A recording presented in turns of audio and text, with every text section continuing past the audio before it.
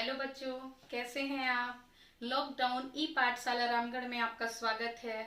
मैं निहारिका, आपकी chemistry teacher, लेकर के आई हूँ पाठ 1 विज्ञान का रासायनिक अभिक्रियाएं एवं समीकरण।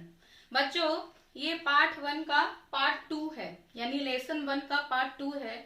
पार्ट 1 को देखना आपके लिए बहुत जरूरी है बच्चों, पार्ट 2 को देखने से पहले, क्योंकि पार्ट 1 में मैंने आपको बताया है कि रासायनिक अभिक्रिया कब हो रहा है, कैसे जानेंगे कि यहाँ रासायनिक अभिक्रिया हुआ। अब जब आप जान जाते हैं कि रासायनिक अभिक्रिया हुआ, तो उसको हम लोग समीकरण में कैसे लिखेंगे, इस पार्ट में मैं आपको बताऊंगी कि रासायनिक समीकरण को लिखना और उसको फिर हम लोग संतुलित कैसे करेंगे।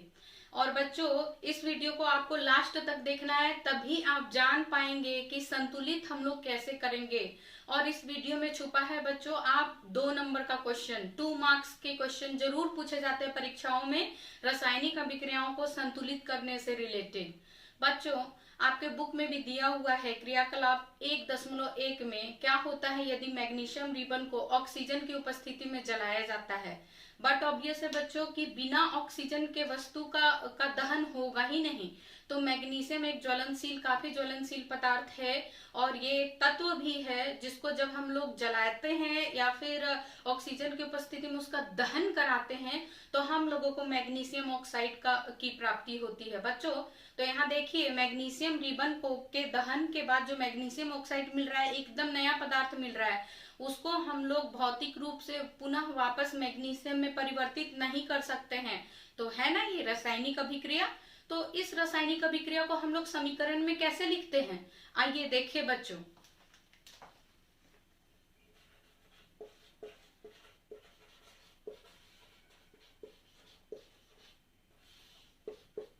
ये देखिए बच्चों, मैंने लिखा ऑक्सीजन, क्योंकि ये ऑक्सीजन की उपस्थिति में जलेगा, तो हम लोगों को क्या मिल रहा है, मैग्नीशियम ऑक्साइड। ये देखिए बच्चों, हम लोगों को क्या मिला, मैग्नीशियम को जब ऑक्सीजन की उपस्थिति में जलाए तो मैग्नीशियम ऑक्साइड हम लोगों को प्राप्त हुआ। आपने देखा बच्चों, जब मैंने इसे शब्दों में लिखा तो मुझे कितना देर लगा, है ना। तो ये बच्चों, ये क्या है, ये शब्द समीकरण है बच्चों। ये क्या है, शब्द समीकरण। समीकरण बच्चों, ये शब्द समीकरण है। आपने देखा कि मैंने जब इसे शब्दों में लिखा तो मुझे कितना देर लगा। तो क्या करें कि ये संक्षिप्त हो जाए और प्रतीकात्मक रूप से एक नजर में देखते ही सारा जानकारी मिले, सारा सूचना मिले। इसके लिए बच्चों हम इसका कंकाली समीकरण लिखते हैं। क्या लिखते हैं, कंकाली समीकरण। तो ये है क्या बच्चों, कंकाली समीकरण प्रतीकों, तत्वों को उसके प्रतीकों में या उसकी भौतिक अवस्थाओं को प्रतीकों में लिखने का एक समीकरण है, जिसको हम लोग उस प्रतीकों को हम लोग अभी आगे जानेंगे। ठीक है, यहाँ देखिए बच्चों, मैग्नीशियम है, तो मैग्नीशियम एक तत्व है, तो इसका क्या है प्रतीक बच्चों, तो मैग्नीशियम का है Mg प्लस। यहाँ पर क्या है, ऑक्सीजन है बच्चों, तो O2। क्योंकि ऑक्सीजन का जो एक परमाणु है वो स्थिर नहीं होता है ना, इसीलिए ऑक्सीजन का जो स्टेबल नहीं होता है, इसीलिए ऑक्सीजन के 2 परमाणु को हम लोग एक साथ लिखते हैं। अब यहाँ देखिए बच्चों, जब इसका दहन कराया तो क्या मिला हम लोग को, मैग्नीशियम ऑक्साइड मिला। अब ये देखा बच्चों, तो ये है कंकाली समीकरण, है ना। तो बच्चों, क्या यहाँ पर मैग्नीशियम की अवस्था या ऑक्सीजन की अवस्था, भौतिक अवस्था बच्चों, भौतिक अवस्था के बारे में कुछ पता चल पा रहा है, नहीं ना। ये कंकाली समीकरण है बच्चों। तो कंकाली समीकरण में क्या होता है कि कोई भी जो तत्व है उसका हम लोग प्रतीक को इस्तेमाल करते हैं और उसकी भौतिक अवस्था को भी प्रतीक और सूत्र में लिखते हैं, ताकि हम लोग को संक्षिप्त में ज्यादा से ज्यादा सूचना प्राप्त हो सके, है ना। तो अभी हम लोग भौतिक अवस्था के बारे में जानेंगे कि भौतिक अवस्था को उसके प्रतीक में हम लोग कैसे लिखते हैं। ठीक है, तो बच्चों, ये वाला जो पार्ट होता है जो मिल करके बन रहा है, जो पदार्थ के निर्माण में शामिल है ना, जो मिल करके नए पदार्थ का निर्माण करेगा, जो भाग ले रहा है बच्चों, जो भाग ले रहा है उसको हम लोग बोलेंगे अभिकारक। उसको हम लोग क्या कहेंगे, अभिकारक। ठीक है बच्चों, जो रासायनिक अभिक्रिया में जो पदार्थ भाग ले रहा है वो अभिकारक होगा, और जो निर्माण हुआ, जिसका निर्माण हुआ बच्चों, निर्माण जो हो गया तो वो क्या हो जाएगा, उत्पाद। तो बच्चों ये याद रखना आपको बहुत जरूरी है कि अभिकारक क्या है। तो जो रासायनिक अभिक्रिया में जो पदार्थ भाग ले रहा है वो अभिकारक होगा, और जो निर्माण हुआ जिस पदार्थ का उसको हम लोग उत्पाद कहेंगे। और बीच में हम लोग एक तीर का निशान देंगे, और इस तीर के निशान से हम लोग क्या करते हैं, डिनोट करते हैं कि नए पदार्थ का निर्माण हुआ बच्चों। तो आपने देखा कि LHS में हम लोग क्या लिखे, अभिकारक, और RHS में हम लोगों ने क्या लिखा, तो यहाँ पर उत्पाद का निर्माण हुआ। चलिए अब हम लोग आगे बढ़ते हैं कि भौतिक अवस्थाओं को प्रतीक के रूप में कैसे लिखेंगे। ठीक बच्चों, अभी हम लोग जानेंगे कि भौतिक अवस्थाओं के प्रतीकों को हम लोग कैसे लिखेंगे। आपने रासायनिक समीकरण को जरूर देखा होगा अपने किताबों में पढ़ने के दौरान, तो आप डरिए नहीं कि ये कौन सा, या फिर अभी तक शायद आपको नहीं पता होगा कि रासायनिक समीकरण में ये जो छोटे छोटे प्रतीक दिए हुए हैं ये किस काम के होते हैं। तो आइए हम लोग जानते हैं कि भौतिक अवस्थाओं को प्रतीक में कैसे लिखते हैं। बच्चों ये देखिए मेरे हाथ में क्या है, ये मैंने 1 चम्मच चीनी लिया है, जिसको हम लोग कैसा है, इसका अवस्था, भौतिक अवस्था ठोस है। तो अब क्या कर रहे हैं हम लोग, जल में जब इसको मिला देते हैं, जल क्या था, तो जल यहाँ पर द्रव था, है ना। जब हम लोगों ने इसको मिलाया तो इसका एक जलीय विलयन तैयार हुआ, है ना। तो ये एग्जाम्पल आपके लिए काफी है कि हम लोग भौतिक अवस्थाओं को प्रतीक में कैसे लिखते हैं बच्चों। यहाँ देखिए मैंने अभी क्या लिया था, चीनी लिया था, है ना। तो चीनी को हम लोग क्या लिख सकते हैं, C6H12O6 लिख सकते हैं, है ना। और ये चीनी कैसा था बच्चों, ठोस था, है ना, ठोस। इसको हम लोग क्या कर सकते हैं, इसको लिख सकते हैं हम लोग सॉलिड, इसको हम लोग लिखेंगे सॉलिड। इसीलिए इसका जो हम लोग साइन लिखेंगे बच्चों वो S लिखेंगे। क्यों, क्योंकि ये ठोस था, चीनी ठोस था, इसीलिए बच्चों इसका जो हम लोग साइन लिखेंगे वो S लिखेंगे बच्चों, इसको ध्यान दीजिएगा। उसके बाद जो जल था, जल में जब हम लोगों ने मिलाया तो जल का साइन सूत्र क्या था, H2O था, और ये कैसा था, द्रव था। तो द्रव को हम लोग क्या लिखते हैं इंग्लिश में, लिक्विड, लिक्विड लिखते हैं बच्चों। इसीलिए इसका जो प्रतीक होगा वो L होगा, यानी कि कोई भी द्रवीय चीज होता है उसका हम लोग साइन L लिखेंगे, कोई भी ठोस होता है तो उसका साइन S लिखेंगे। अब जब यहाँ पर विलयन तैयार हुआ बच्चों, जिसको हम लोग शरबत भी बोल सकते हैं, है ना, जो शरबत तैयार हुआ तो वो तो नॉर्मल डिजॉल्व हो गया इसमें, यानी कि घुलनशील था, वो घुल गया। चूंकि ये एक रासायनिक अभिक्रिया नहीं है, ये एक भौतिक परिवर्तन ही था, क्योंकि कोई नया पदार्थ नहीं बना। चीनी को फिर से पुनः जल से वापस अलग किया जा सकता है। मैंने बस इसको समझाने के लिए आपको ये दिया है एग्जाम्पल कि भौतिक अवस्थाओं को हम लोग कैसे जानेंगे। तो यहाँ पर जो विलयन हम लोग को प्राप्त हुआ, ये जो था ये जलीय विलयन था बच्चों। ये क्या था, जलीय विलयन, है ना। ये जलीय विलयन प्राप्त हुआ, जिसको हम लोग इंग्लिश में लिखते हैं एक्वस, एक्वस लिखते हैं बच्चों। तो एक्वस का हम लोग क्या साइन लिखते हैं, AQ। यानी कि बच्चों अब यहाँ पर आप समझ जाइए, ये जो AQ साइन होगा इसमें बहुत कंफ्यूजन रहता है। ये हम लोग कब लिखेंगे, जब कोई ठोस या कोई द्रव गैस भी द्रव में जलीय विलयन में घुला हुआ होगा, तब हम लोग उसके साइन में यहाँ पर क्या लिखेंगे, एक्वस लिखेंगे बच्चों। इस प्रतीक में एक और चीज शामिल है जो है गैस बच्चों, गैस।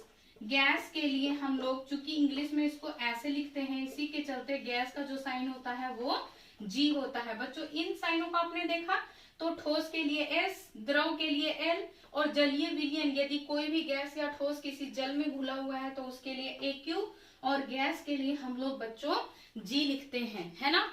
तो देखिए अभी मैं एक आपको समीकरण लिख रही हूँ जिसमें इसका पूरा सूचना बहुत ही डिटेल्स में दिया हुआ है, तो आपको बहुत अच्छे से समझ में आ जाएगा। और साथ ही हम सीखेंगे कि समीकरण को कैसे। बच्चों अभी आपने देखा कि भौतिक अभिक्रियाओं को प्रतीकों में कैसे लिखते हैं, है ना। तो SLGAQ कहाँ कहाँ उपयोग में लाया जाएगा, अभी आप देखिए इस समीकरण में। ये मैंने 2 समीकरण लिखा है यहाँ पर, ना तो इसके भौतिक अवस्थाओं को मैंने लिखा है और ना ही इसे मैंने संतुलित किया है। अभी आप ध्यान से देखेंगे कि कैसे हम लोग भौतिक अवस्थाओं का प्रयोग करेंगे और उसके अलावे इस समीकरण को संतुलित कैसे करेंगे। बच्चों रासायनिक समीकरण को संतुलित करना क्यों जरूरी है, क्योंकि द्रव्यमान के संरक्षण के नियम के अनुसार परमाणुओं का जो जब भी कोई भी रासायनिक अभिक्रिया होगा तो ना ही कोई नए पदार्थ का निर्माण होगा और ना ही कोई पदार्थ नष्ट होगा। इसका मतलब कोई भी पदार्थ जितना पहले है उतना अभी भी है, संरक्षित है। इसका मतलब यदि ना ही निर्माण हो रहा है ना ही नष्ट हो रहा है तो अभिक्रिया में, कोई भी अभिक्रिया में अभिकारक में जितना भी परमाणु है उतना ही परमाणु उत्पाद में भी होना बहुत जरूरी है। अभी जैसे एक एग्जांपल आप यहाँ देखिए, मैग्नीशियम यहाँ पर कितना, ऑक्सीजन का जो परमाणु यहाँ पर 2 है, पर यहाँ पर क्या है, कितने हैं परमाणु, 1 है। तो ऐसे तो ये समीकरण संतुलित नहीं है, यहाँ पर 2 है लेकिन यहाँ पर 1 है। तो द्रव्यमान के संरक्षण के नियम के अनुसार यदि यहाँ पर 2 है तो यहाँ पर भी परमाणु, ऑक्सीजन के जो परमाणु है वो वहां पर 2 होने चाहिए। तो आइए पहले हम लोग भौतिक अवस्थाओं के प्रतीकों को लिखते हैं, उसके बाद समीकरण को संतुलित करेंगे। तो मैग्नीशियम का जब हम लोगों ने दहन किया तो कैसा था बच्चों, ठोस था, इसके लिए हम लोग S लिखेंगे। और जो ऑक्सीजन की उपस्थिति में जो दहन हुआ इसके लिए हम लोग G लिखेंगे, क्योंकि ऑक्सीजन एक गैस है बच्चों। और जो राख मिला वो भी हम लोगों को ठोस ही मिला था, मैग्नीशियम ऑक्साइड का जो राख मिला था, इसीलिए हम लोग यहाँ पर S लिखेंगे। अब इस समीकरण को देखिए बच्चों, यहाँ पर आयरन है, यानी कि लोहे की कील, आप समझ लीजिए लोहे की कील। तो आप देखे होंगे आयरन को जब आर्द्र वायुमंडल में, नमी युक्त वायुमंडल में, तो वायुमंडल में नमी है, इसका मतलब कि जल के छोटे छोटे वाष्पकण है, जल के छोटे छोटे वाष्पकण है। कील को जब हम लोग छोड़ देते तो क्या होता है, जंग लग जाता है और फेरिक ऑक्साइड का निर्माण होता है ना। तो यहाँ पर बस जंग लगने वाली अभिक्रिया को इस तरह से सूत्र में दिखाया गया है। तो यहाँ पर जो लोहे की कील है वो कैसा है बच्चों, सॉलिड है। और जो यहाँ पर जल है, जल में अगर मैं यहाँ पर देखिए G लिख रही हूँ तो आप बोलेंगे कि मैम ने यहाँ G लिखा गलत है, यहाँ पर उनको L लिखना चाहिए था, क्योंकि ये जो H2O है वो तो जल है जो लिक्विड है, तो उसके लिए L लिखेंगे। नहीं बच्चों, यहाँ पर G लिखा गया है क्योंकि यहाँ पर जल के वाष्पकण को दिखाया गया है जो वायुमंडल में मौजूद है। वाष्पकण के लिए मैंने यहाँ पर इसको G लिखा है। अब जब लोहे में जंग लग गया तो वो अभी भी सॉलिड ही है ना, इसीलिए यहाँ पर S लिखेंगे।